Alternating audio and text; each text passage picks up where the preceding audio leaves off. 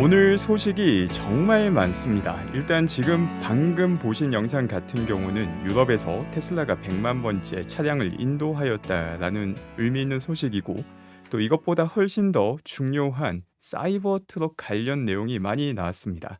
매일마다 사이버 트럭을 목격하는 것은 일상이 되었는데, 일상적이지 않은 사이버 트럭이 목격되기도 하였습니다. 바로 이 다음 영상에서 나오는 사이버 트럭입니다. 자, 아직까지는 특별하지 않는데 자동차 옆면을 보니까 이게 뭐야, 뭐 곰보 얼굴도 아니고 뭐가 움푹움푹 파져 있습니다. 조금만 봐도 이게 총탄의 흔적이다 라는 걸 볼 수 있고, 이렇게 엄청나게 총알에 많이 맞은 사이버 트럭, 어디 강도에 공격을 당했거나 방탄 테스트를 진행했다라는 의미가 됩니다. 똑같은 사이버 트럭이 프리몬트에서 대낮에 목격이 되기도 하였는데, 중요한 점은 이 총탄이 사이버 트럭을 뚫지 못했다라는 것입니다. 움푹 파져 있지만 뚫리지는 않았죠. 그리고 여기에 대해서 일론이 코멘트를 하기도 합니다. 이 내용을 보게 되면 타미건으로 쏘았다라고 하는데, 이 타미건이 톰슨 기관총입니다. 톰슨 기관총 모습인데, 이 기관총에 들어가 있는 총알 모두를 다 갈겨버렸다. 이게 썸머신건으로 말 그대로 기관총입니다. 그리고 그 밖의 내용도 좀 보게 된다면은 결국 총알이 앞서 본 것처럼 뚫리지 않았다라고 이야기합니다. 또 이거 쏘는 것도 일론이 좀 재미있게 말을 하니까 알카포네 스타일로 쏘았다라고 하는데, 이 알카포네라는 사람은 그냥 유명한 깡패의 놈입니다. 이 깡패의 놈이 많이 사용했던 게 앞서 본 이 기관총이었는데, 이 기관총을 무자비하게 쏘았음에도 불구하고 뚫리지 않았다. 그래서 일론이 과거 말을 했던 방탄 차량이 될 것이다가 사실로 밝혀졌습니다. 다만 이거는 차체에 대한 방탄이지 유리 같은 경우는 이중 유리 창문으로 알려져 있는 상황입니다. 어쨌든 그럼에도 불구하고 방탄인 차량이 있다, 상당히 충격적이지 않을 수가 없습니다. 조금 더 나아가서 생각을 해본다면, 이제 방탄하면은 방탄소년단이 떠오릅니다. BTS. 그리고 BTS를 사랑하는 전 세계 팬들을 아미라고 부르죠. 워낙 파급력이 높다 보니까 유엔에서 연설은 물론이고 백악관에서 연설을 하기도 하였습니다. 현재 BTS는 상당히 많은 멤버들이 군 복무를 하고 있는 상태이고 해야 되는 상태인데, 나중에 군 복무를 끝마치고 와서 다시 재결합한다면은 이제 사이버 트럭도 상당히 대중화되어 있는 상황이 되지 않을까라고 보입니다. 그리고 BTS 같은 경우 새로움, 대중의 관심, 엄청난 인기, 방탄, 이 모든 공통점이 사이버 트럭과 연결되기도 합니다. 만약 BTS가 나중에 다시 활동을 본격적으로 하면서 뮤직비디오에서나 혹은 SNS 영상으로나 사이버 트럭을 잠깐 노출시키거나 이를 활용한 마케팅을 한다면은 서로 엄청난 윈윈의 파급 효과를 가져오지 않을까 생각이 됩니다. 물론 이건 미래에 대한 상상이지만 일어날 가능성이 꽤나 되지 않을까라고 저는 봅니다.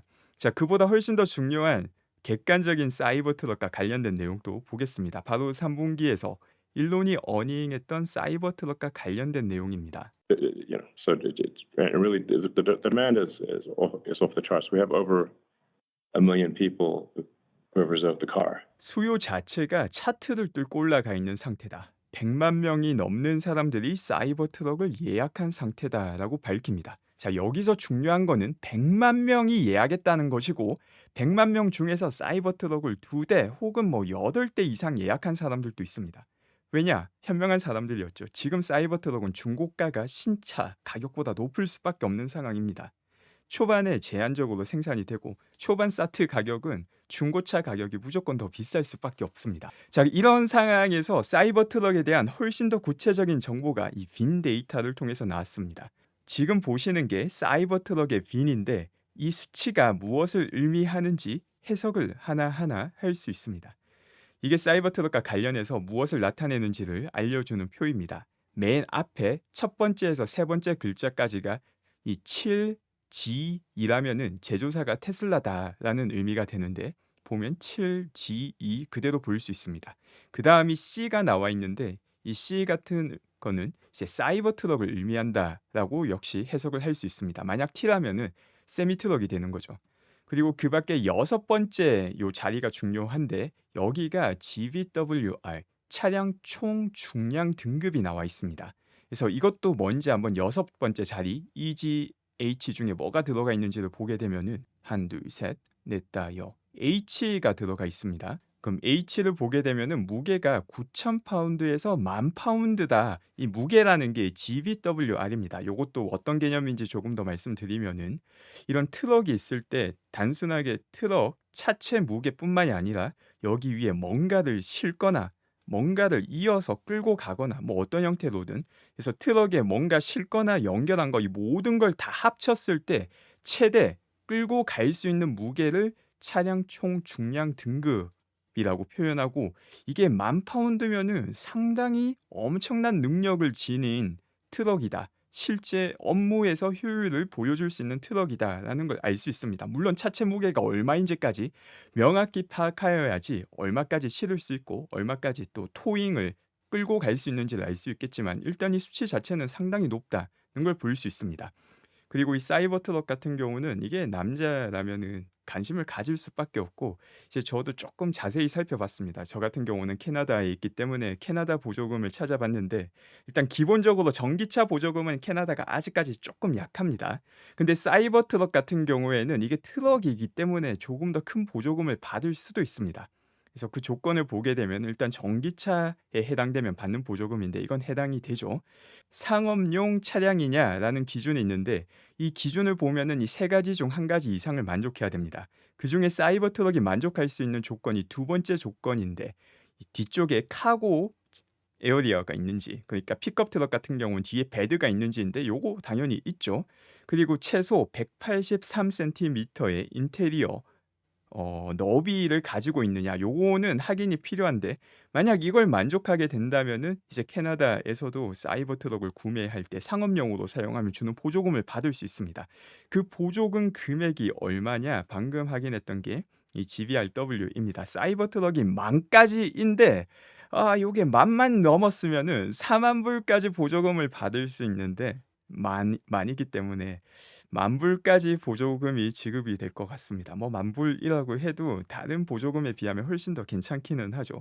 근데 만약에 이게 미래에 쪼끔 업그레이드가 되어서 이 총 적재량이 10,000 파운드를 넘어가게 된다면 무려 40,000 불의 보조금을 받을 수 있게 됩니다. 그래서 요것도 좀 지켜볼 만한 가치가 있지 않을까라고 생각이 듭니다. 또 그 밖에 테슬라에서는 소프트웨어 업데이트도 진행을 하였습니다. 바로 버전 11에서 새로운 업데이트인 11.4.7.3 업데이트가 오늘 진행이 되었습니다. 이 버전 11 같은 경우는 테슬라 차님께서 잘 정리해 주셨다시피 거의 2달간 업데이트가 되고 있지 않은 상황이었고 그래서 바로 버전 12로 넘어가는 준비가 아닌가라는 생각도 많이 되었었는데 일단 확실한 건 버전 12에 훨씬 더 많은 인원을 투입하여서 개발, 업그레이드를 진행하고 있고 역시 핵심은 버전 12 업그레이드이다. 그렇기 때문에 버전 11 업그레이드 주기가 줄어든 상태다라는 걸 볼 수 있습니다.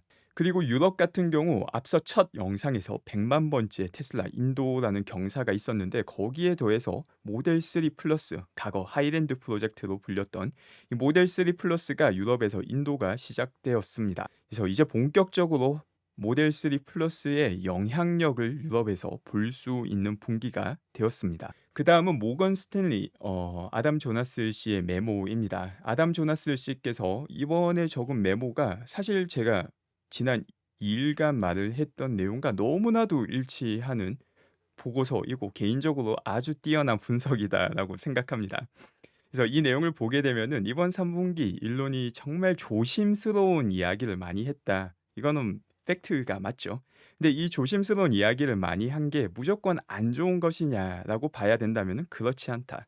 단기적으로 주가에는 안 좋을 수 있지만 장기적인 테슬라 운영에는 아주 훌륭한 전략이다라고 평가합니다. 또한 동시에 테슬라에서 나오는 말은 이 산업의 골드 스탠다드, 황금 기준이고 그런 황금 기준이 경고를 하였다라는 것에 대해서 이 산업 전반에 대해서 조금 더 포괄적으로 봐야 된다라고 평가했고 이거 역시 아주 중요한 말이죠. 테슬라가 경고를 한다. 다른 기업들 중에서 제대로 수익을 내고 있는 전기차를 판매해서 수익을 내고 있는 기업이 없는데 이 골드 스탠다드가 경고를 한다. 무슨 일이 생길까? 그리고 이번 경기 사이클이 끝나고 다시 상승 사이클이 왔을 때 과연 누가 살아남아 있을까? 다 고민을 해봐야 되는 것이죠. 이 중에서 안전한 기업은 길게 봤을 때 정말 확실하게 안전한 기업은 테슬라가 유일하다라는 결론에 도달할 수밖에 없습니다.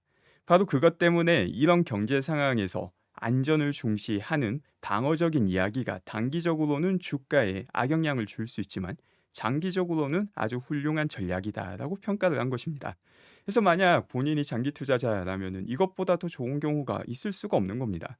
장기적으로 가치가 높아질 수밖에 없는 기업, 어떤 악영향에도 살아남을 수 있고, 그리고 매크로 사이클이 바뀌고 나면은 경제가 올라갈 때 가장 큰 혜택을 보게 될 기업이다라는 걸 알고 있는데 단기적으로 주가가 내려간다. 감사해야 될 일입니다. 그리고 일론의 이런 방어적인 이야기에 어닝콜이 진행되자마자 멕시코 누에보 레온주에는 바로 난리가 났습니다. 1억 3천만 달러 이상의 인프라 지출을 할 것이고 또 빠르게 대응해서 테슬라 공장을 짓는데 필요한 조치를 취할 것이다라는 이야기가 하루 만에 바로 나와버립니다. 그러니까 일론이 이걸 의도하고 한 말인지는 모르겠는데 이제 기가 베를린도 마찬가지고 여러 국가에서 테슬라를 대하는 태도에서도 변화가 벌써부터 감지가 되고 있습니다. 그 밖에 흥미로운 소식도 있습니다. 바로 무제한 슈퍼차저 사용권을 이전해 주겠다라는 내용인데 그 대상은 올해 안에 모델 S, X, Y를 인도받을 경우에 이전에 가지고 있던 무제한 무료 슈퍼차저 이용권을 이전을 해주겠다라고 밝혔습니다. 그래서 이 무제한 슈퍼차저 이용권 같은 경우는 2012년 처음 등장하기 시작하였고, 그다음에 이전이 가능한 무료 슈퍼차저 같은 경우는 2017년 이후로는 등장하지 않았습니다. 그래서 이 2012년에서 2017년 모델 S를 구매한 분들을 대상으로 한 프로모션이 되는 거죠. 이제 차량을 바꿀 주기도 되었으니까. 실제 미국에서는 이런 분들의 또 차량을 한 번 더 업그레이드 하거나 바꾸는 주기에 맞춰서 새로운 수요를 만들어낼 수 있는 이벤트가 아닌가라고 보입니다.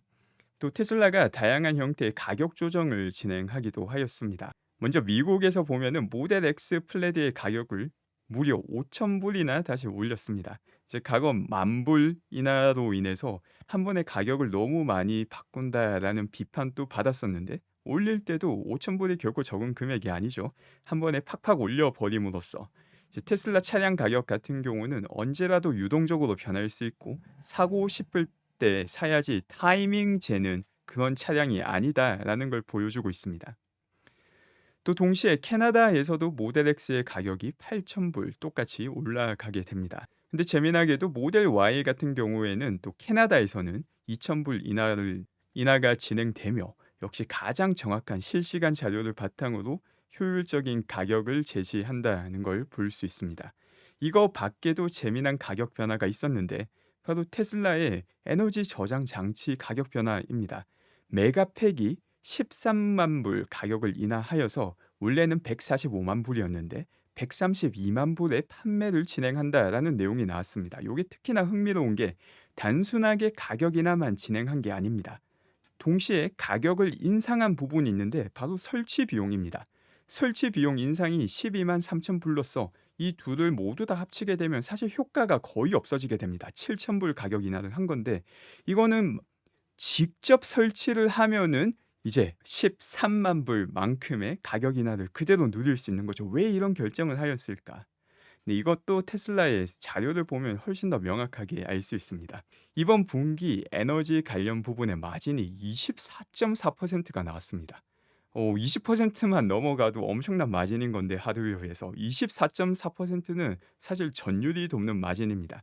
다만 조금 더 구체적인 수치를 보면은 이게 에너지 마진인데 24.44%라는 놀라운 기록을 갱신을 하였지만 에너지 부분의 매출 총 이익을 보게 되면 381밀리언이고 이게 자동차 판매를 통한 매출 총 이익과 비교해 보면 여전히 10분의 1 수준입니다.